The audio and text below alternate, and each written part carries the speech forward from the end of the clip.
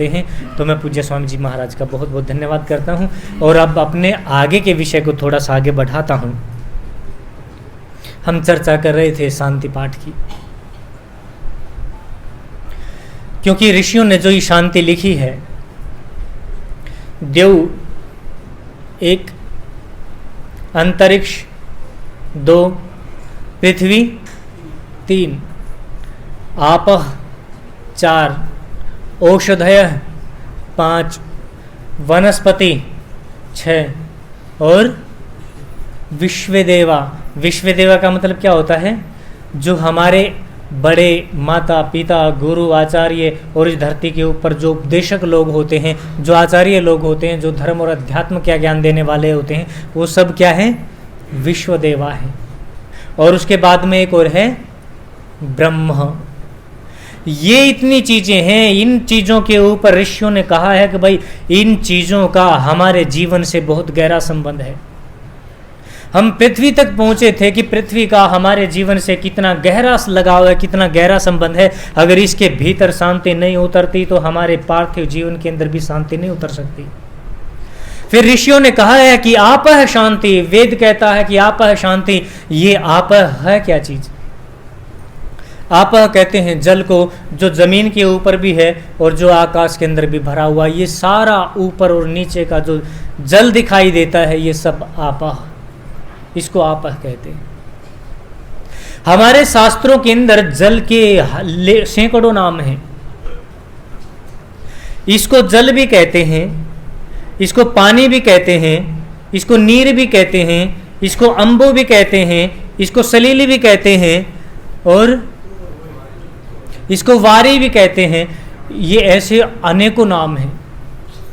लेकिन हमारी संस्कृति की विधा तो देख लो, हमारी संस्कृति की विशेषता तो देख लो कितनी बड़ी है।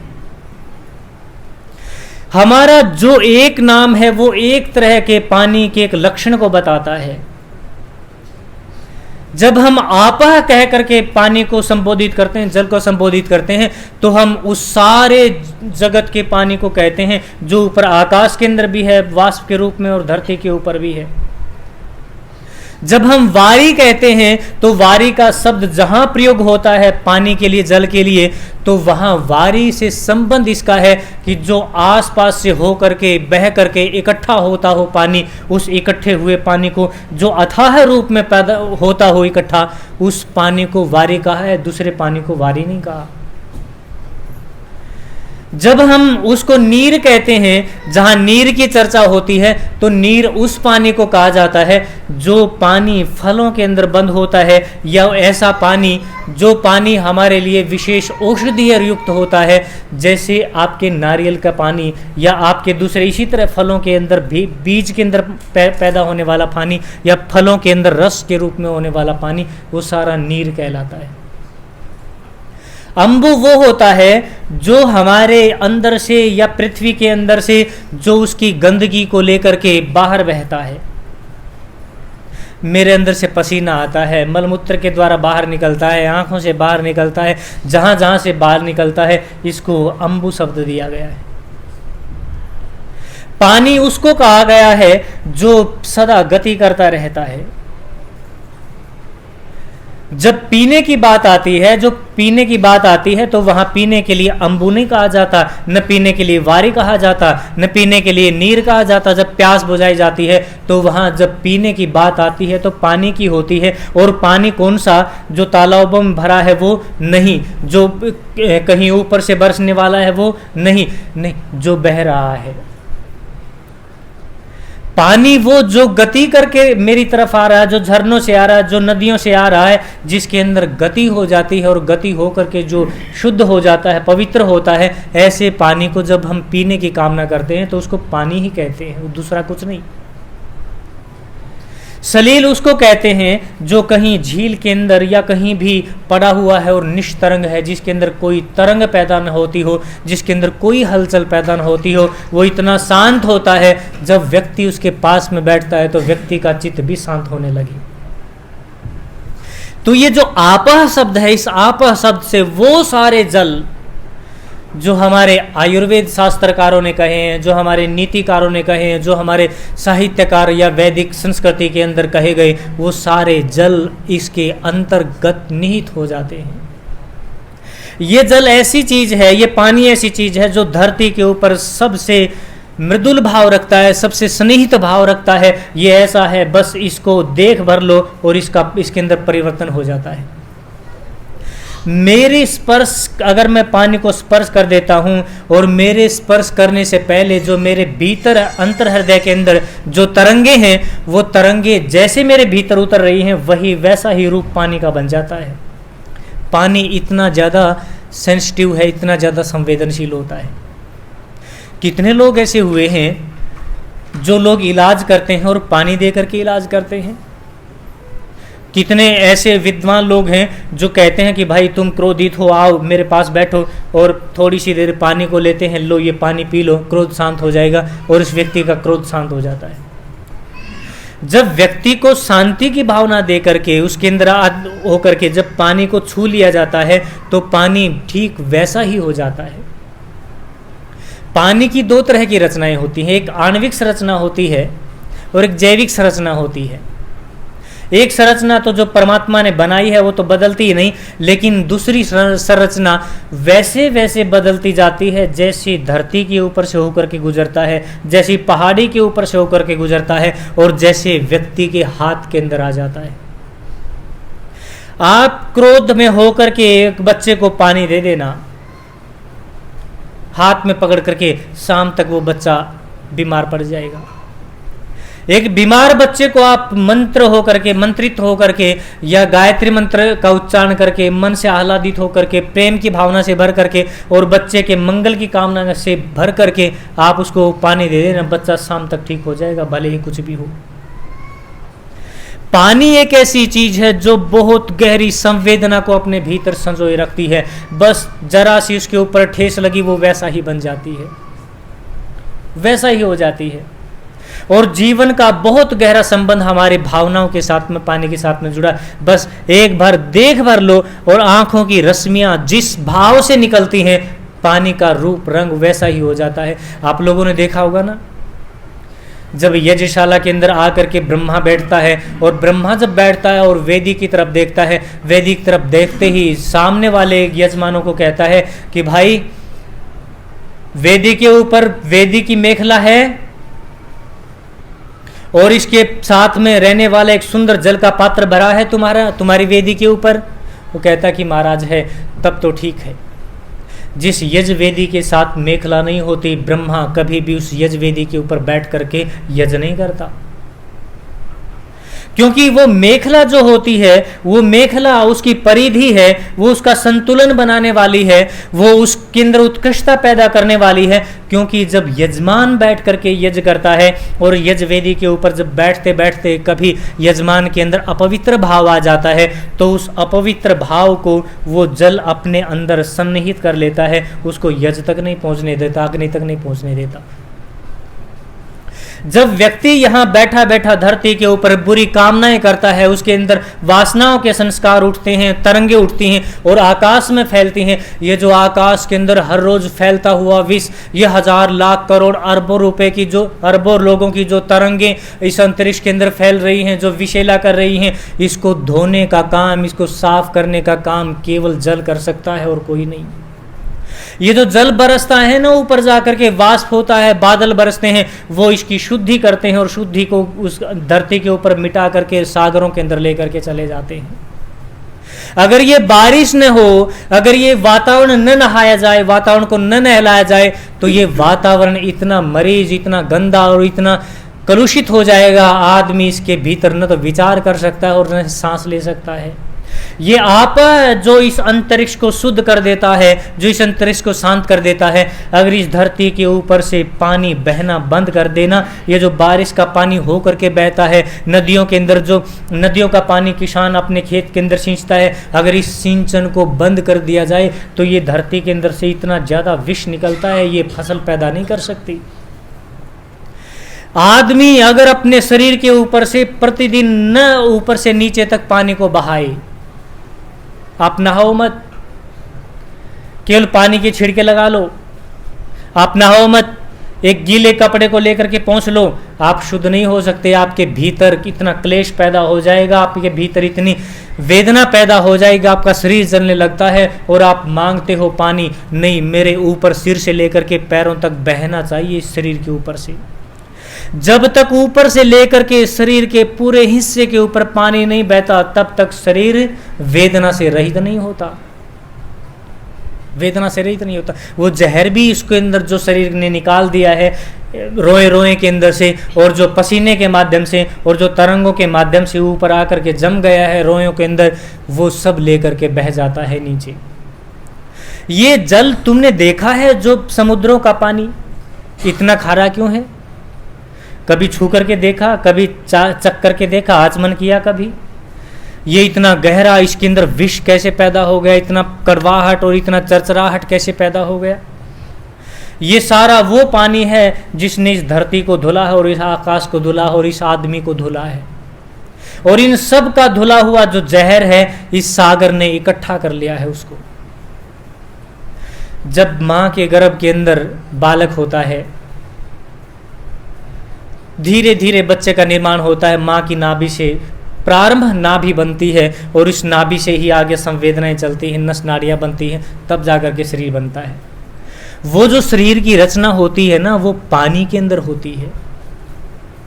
वो जो एक छोटा सा गर्भ की झिल्ली और झिल्ली के चारों तरफ पानी होता है, वो पानी जब मां के गर्भ के अंदर पहले जो शुक्र बिंदु और रज बिंदु जब दोनों मिलते हैं मां के गर्भ के अंदर, जो एक पुत्र पैदा करने की प्रक्रिया प्रारंभ होती है, वहां उस समय जो मां के गर्भ के अंदर पानी होता है वो वैसा पानी होता है जो हमारे आसपास के कुओं के अंदर, झरनों के अंदर या अपनी झीलों के अंदर होता है।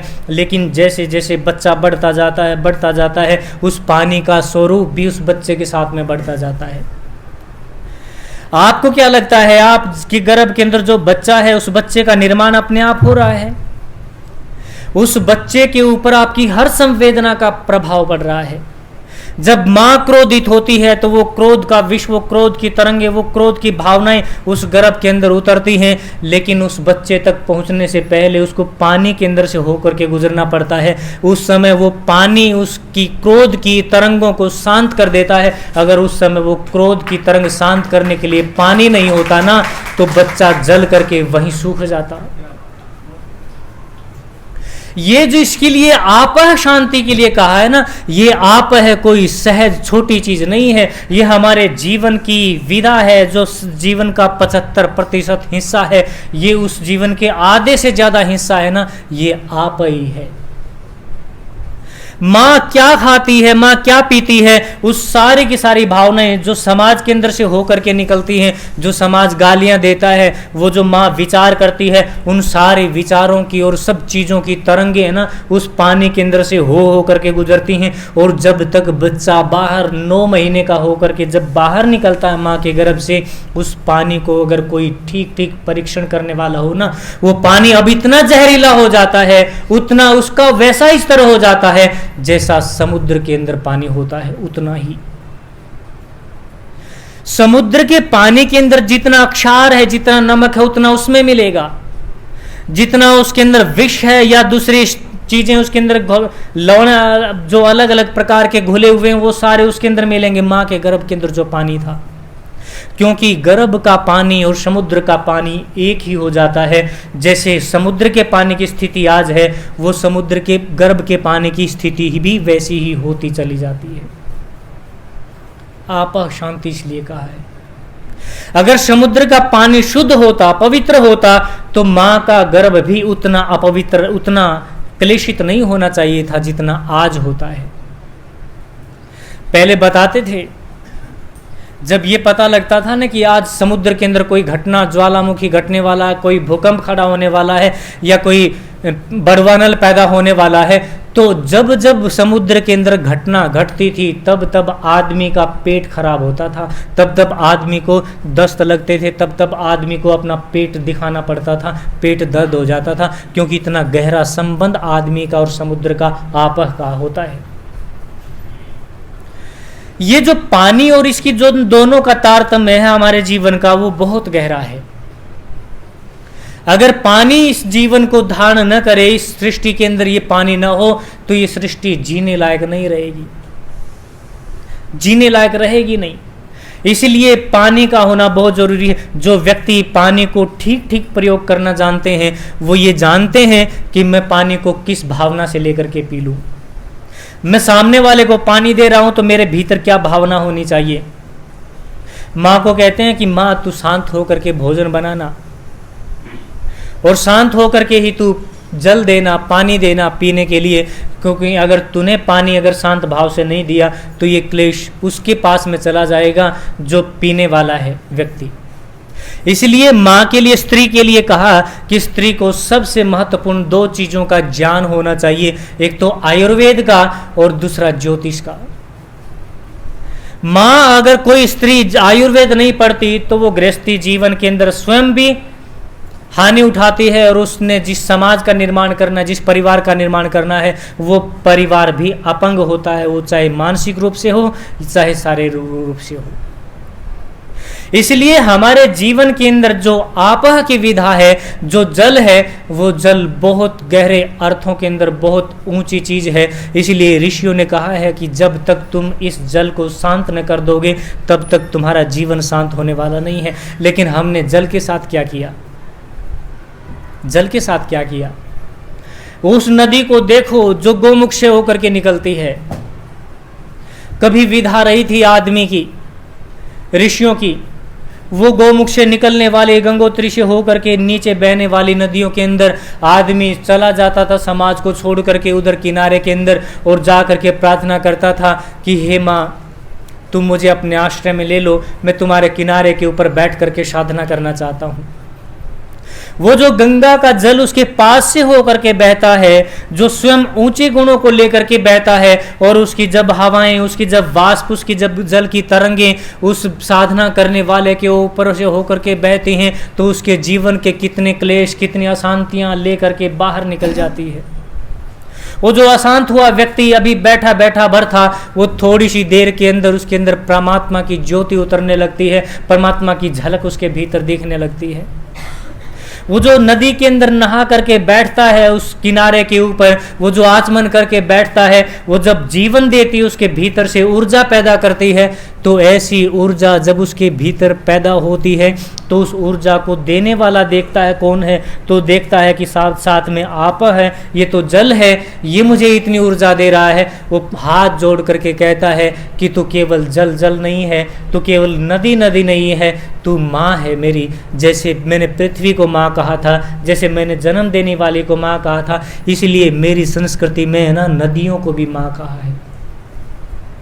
क्योंकि ये जो आपह है, जिसकी शांति की कामना करने के लिए वेद कह रहा है, जिसकी शांति की कामना करने के लिए व्यक्ति वहां बैठता है, वो जब तक शांत नहीं होगा तब तक हमारे भीतर शांति नहीं उतर सकती, और जब तक शांति नहीं उतर सकती तब तक साधना भी नहीं उतर सकती, नहीं उतर सकती। लेकिन आज हम सबके भीतर इतना आक्रोशित इसलिए पैदा होता है क्योंकि हमारे आसपास से होने वाला जो पानी है ना, वो क्लेशित हो गया है, उसके अंदर इतना जहर मिल गया है, उसके अंदर इतने विकार पैदा हो गए हैं। जो स्वयं अशांत हो गया हो वो मेरे ऊपर होकर के बहे भी तो मुझे हरा नहीं करेगा, वो मुझे शांत नहीं बैठा सकता, वो मेरे अंदर भी क्लेश ही पैदा करेगा। मैं कल भी ये बात कह रहा था, आप देखो जिन नदियों के रुख मोड़ दिए हैं कंपनियों की तरफ, और कंपनियों के गंदगी को लेकर, जहर को लेकर के जो फिर आगे बहने लगी, वो नदियों के ऊपर बैठ करके कोई ऋषि कैसे शांत हो सकता है? कोई व्यक्ति उसमें नहा करके कैसे अपने दोषों को दूर कर सकता है? जो स्वयं दोषों से भरा हो उसके अंदर दोष कैसे? हमने अपने लैट्रिन बाथरूम के सारे गहरे गहरे नीचे उतार दिए गड्ढे। वो जो पानी ऊपर से बहना चाहिए था और धीरे धीरे जमीन के अंदर जाना चाहिए था, छन छन करके उसकी सारी गंदगी ऊपर की परत के ऊपर रह जानी चाहिए थी। उसके बाद और गंदगी जो थी वो थोड़ी सी और नीचे तक जानी चाहिए थी, और जो पानी का शुद्ध भाव है वो जा करके जल के नीचे अंदर जो तह जल की है, जो चलने वाला जल है, उसके अंदर मिलना चाहिए था। लेकिन हमने तो डायरेक्ट पंपिंग करके उसी के अंदर छोड़ दिया, वो जो गंद हम छोड़ते हैं लैट्रिन बाथरूम के अंदर, सीवरेजों के अंदर। अब बाहर ऊपर से बहने वाला भी गंदा कर दिया, उसको भी गंदा कर दिया। आपने देखा इस भारत के अंदर लगभग 45,000 कत्ल खाने हैं, और उन कत्ल खानों के अंदर जब पशु काटे जाते हैं और उन पशुओं के काटने से जो चमड़ा धोया जाता है, जो खून होता है, जो हड्डियां साफ की जाती हैं, उस सारे पानी को साफ करके एक गट्टर के माध्यम से जमीन के अंदर उतार दिया जाता है। मैंने देखा है उन बड़े बड़े बोरों को, वो सारा खून जो पेन वेब्स लेकर के, जो दर्द की चित्कार लेकर के गाय के मरने की, वो जो लेकर के नद उसके अंदर चला गया है भीतर, वो पानी कहीं ना कहीं से तो निकलेगा। क्या अब ये जो तुम्हारे लगाए हुए समरसिबल हैं, जो तुम्हारे लगाए हुए पंप हैं, तुम्हारे लगाए हुए बोरिंग हैं, जो नीचे से पानी ऊपर खींच रहे हैं, वो पानी जो नीचे का है ही नहीं, वो पानी हमारे जीवन में जा कर के, हमारे शरीर में जा कर के, या हमारे घर में जा कर के शांति पैदा कर सकता है? नहीं कर सकता। इसलिए लिखा है, ऋषियों ने इसलिए कहा है कि भाई तुम वेद की शरण में आओ, और वेद ने कहा है आप शांति। जब तक ये आप की शांति नहीं होगी, ये जल शांत नहीं होगा, तब तक जीवन के अंदर शांति उतरनी नितांत कठिन है, बहुत कठिन है। आज माँ शांत है क्योंकि माँ का गर्भ शांत है, सब चीजें अशांत हैं, वो शांति है ही नहीं आज किसी के भीतर भी। मैंने कभी कभी मैंने सुना है, एक छोटे बच्चे ने अपने पूर्व जन्म की घटना बताई। वो घटना बताते हुए कहता है, 4 साल का वो लड़का है, वो कहते हुए कहता है कि मैं जब माँ के गर्भ में था और 5 महीने 6 महीने का हो गया था, मुझे माँ की हर बात सुनाई देती थी। जब माँ रोती थी तो मैं बड़ा क्लेशित होता था, लेकिन जब मैं ध्यान में वो मेरा होता था कि मेरे तक क्लेश आने तक पानी के अंदर बहुत हलचल पैदा होती थी। वो जो माँ के गर्भ का पानी होता है वो बहुत विक्षोभित होता है, और उसके अंदर से अलग अलग प्रकार की आवाज़ें निकलती थी। उस पानी के अंदर अलग तरह की गड़गड़ाहट पैदा होती थी। मैं बहुत डरता था उस पानी की गड़गड़ाहट से, और वो होता है वैसा। अगर ये घटनाएं माँ के गर्भ के अंदर जो चल रही हैं, अगर वो बच्चे तक पहुंचती हैं, तो उसको ठीक ठीक संतुलित करने का काम अगर कोई करता है तो वो जल ही करता है और कोई नहीं। इसलिए इस जल को हम अपने जीवन के अंदर धारण तब कर पाएंगे जब इसको शांत करने की कला हम सीख जाएंगे। तो जल को भी शांत करने की आप कला सीख लें, और जल को शांत करने की कला, मैं फिर वही कहता हूँ, आप जब भी कोई जल को पिए तो उसको थोड़ी सी देर के लिए अपने हाथों में रख लें। कभी भी ज्यों का तो पानी पंप के अंदर से न पिए, कभी भी पाइप से ज्यों का तो पानी न पिए, थोड़ा सा हाथ में ले लें उसको। पहले हमारे ऋषियों के अंदर या हमारी परंपरा के अंदर एक विधा थी, कभी भी पानी हम मुंह लगा करके या ऊपर से डाल करके नहीं पीते थे। कैसे पीते थे? ओक से पीते थे, हाथ लगा करके। क्यों पीते थे?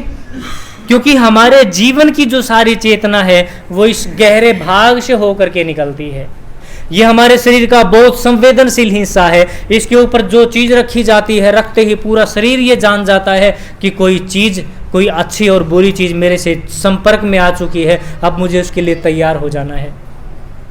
और दूसरी बात, वो जैसा मन लेकर के मैं पीता हूँ, वो सारी भावनाएं इसके ऊपर होकर के चली आती हैं। और जैसे इसके ऊपर पानी गिरता है, ऊपर से गिरने वाले पानी कुछ और था, लेकिन जैसे ही हाथ से स्पर्श कर लिया तो उसकी भावनाएं मेरे लिए बन गई, मेरे जीवन को पवित्र करने के लिए बन गई, मुझे जीवन देने के लिए बन गई। इसलिए व्यक्ति को बिना शरीर से स्पर्श किए पानी नहीं पीना चाहिए। पहले व्यक्ति हाथ से इसलिए खाता था क्योंकि हाथ से खाते खाते जो मन का सारी की सारी संवेदनाएं वो उंगलियों के अंदर से जब बहती हैं, और जब हम उंगलियों से उसको छूते हैं तो छूने से मेरा अपनापन उसके भीतर चला जाता है, और वो अन्न और वो जल मेरे लिए पवित्र बन जाता है। आज जो चमचों से खाया जाता है, आप देखो उसके अंदर जीवन नहीं दिखता। उसके अंदर आपको चरचरापन लगेगा, नमकीनपन लगेगा, मीठापन लगेगा, आपको सब चीजें लगेंगी, लेकिन उसके अंदर जीवन नहीं झलकता। उस भोजन के अंदर तुम खाते हुए आह्लादित नहीं होते। उसको खाने के बाद में जो तृप्ति मिलनी चाहिए व्यक्ति को, वो तृप्ति नहीं मिल पाती, पेट भर जाता है बस। हमें खट्टे और मीठे का बोध होता है, लेकिन जो भोजन के भीतर जीवन बह रहा था उस जीवन का स्वाद नहीं आता। वो इसलिए नहीं आता क्योंकि छुआ नहीं गया है वो मेरी भावनाओं से। और माँ भी जब भोजन बनाती थी, बच्चे को जब पानी भी पिलाती थी ना, उस पानी को दूध भी पिलाती थी, दूध के गिलास के अंदर उंगली घुमा करके बच्चे को देती थी, बेटा ले अब तेरे लिए पीने जैसा हो गया है, इससे पहले पीने का दूध नहीं था ये। तो वो वैसी भावनाएं पानीपत के पास में भी है एक डॉक्टर, मैंने सुना है उसके बारे में कि वो पानी इकट्ठा करता है और उस पानी से बहुतों का इलाज करता है। पानी का इलाज कैसे करता है? एक साधु के बारे में पूछा था उसके, उस साधु भी पानी से इलाज करता है। कैसे करता है? बोला मंत्रित कर देता। मंत्रित क्या करता है? कुछ भी नहीं करता। उस मिट्टी के मटके को थोड़ी सी देर हाथ में रख लेता है और वो परमात्मा से प्रार्थना कर लेता कि परमात्मा ये पानी मेरे भक्तों के लिए, मेरे अनुयायियों के लिए, मेरे पास आने के लिए अमृत बना दो इस पानी को। बस उतनी सी भावना बहुत थी एक साधु की, और वो अमृत ही बन जाता है। जिसके भीतर दौड़ता है तो वो औषधि बनता है। इसलिए हमारे ऋषियों की जो बातें हैं ना, ये कोई सहज बात नहीं है। इसलिए सीख लो इन चीज़ों को, और प्रकृति के इस भाव को, और प्रकृति की शांति के लिए, कामना के लिए जो मंत्र बगाया गया है, शांति मंत्र, उस मंत्र को अपने जीवन के अंदर अगर हम धारण करते हैं तो निश्चित रूप से हमारे लिए जल शांत होता है, और हम जल के लिए सभी शांत हो जाएंगे। और हम, ठीक है, उतने रूपों में हम विकृत न करें इस जल को, लेकिन हम उसका प्रयोग तो ठीक ठीक कर पाएंगे, वो उतना विकार हमारे भीतर पैदा न करेगा। तो आप लोगों ने मुझे सुना, आप लोगों का बहुत बहुत धन्यवाद। ओम शांति शांति शांति।